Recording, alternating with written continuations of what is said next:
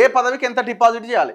గ్రామీణ స్థానిక సంస్థల ఎన్నికల్లో పోటీ చేసే అభ్యర్థులు చెల్లించాల్సిన డిపాజిట్లపైన బుధవారం ఎన్నికల సంఘం ఉత్తర్వులు ఇచ్చింది. డిపాజిట్ చేయాలి కదా మరి, నువ్వు నామినేషన్ వేసేటప్పుడు ఎంతెంత. ఒకవేళ కనుక నీకు కనీస ఓట్లు కూడా రాకపోతే నీ రిఫండ్ నీకు నీకు డబ్బులు వెనక్కి రావు, డిపాజిట్ కోల్పోయినట్టు అవుతుంది. చెల్లించాల్సిన డిపాజిట్ ఎంత అంటే జెడ్పీటీసీ అయితే ఎస్సీ ఎస్టీ బీసీలేమో 2500 కట్టాలి. ఒకవేళ జనరల్ ఓసీ అయితే 5000 రూపాయలు కట్టాలి ఓరి జెడ్పీటీసీకి.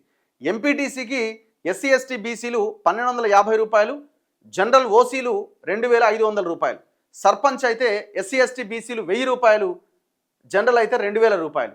వార్డు సభ్యుడు ఎస్సీ ఎస్టీ బీసీ అయితే 250 రూపాయలు, జనరల్ ఓసీ అయితే 500 రూపాయలు. పెద్దగా ఇది సమస్య కాకపోవచ్చు, చిన్న అమౌంటే కాబట్టి నడిచిపోతుంది. సో మేమనేది ఏంటంటే అనవసరంగా వేలకు వేలు తీసి అనవసరంగా ఆగం కాకుర్రి, కుటుంబాలను ఆగం చేసుకోకుర్రి. Public reaction. ఏ పదవికి ఎంత డిపాజిట్ చేయాలి? గ్రామీణ స్థానిక సంస్థల ఎన్నికల్లో పోటీ చేసే అభ్యర్థులు చెల్లించాల్సిన డిపాజిట్లపైన బుధవారం ఎన్నికల సంఘం ఉత్తర్వులు ఇచ్చింది. డిపాజిట్ చేయాలి కదా మరి, నువ్వు నామినేషన్ వేసేటప్పుడు ఎంతెంత.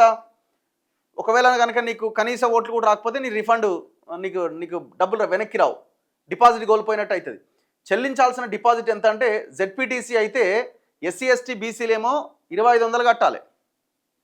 ఒకవేళ జనరల్ ఓసీ అయితే 5000 రూపాయలు కట్టాలి ఓరి జెడ్పీటీసీకి.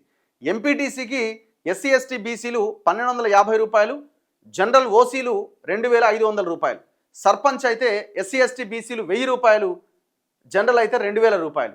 వార్డు సభ్యుడు ఎస్సీ ఎస్టీ బీసీ అయితే 250 రూపాయలు, జనరల్ ఓసీ అయితే 500 రూపాయలు. పెద్దగా ఇది సమస్య కాకపోవచ్చు, చిన్న అమౌంటే కాబట్టి నడిచిపోతుంది. సో మేమనేది ఏంటంటే అనవసరంగా వేలకు వేలు తీసి అనవసరంగా ఆగం కాకుర్రి, కుటుంబాలను ఆగం చేసుకోకుర్రి. Public reaction.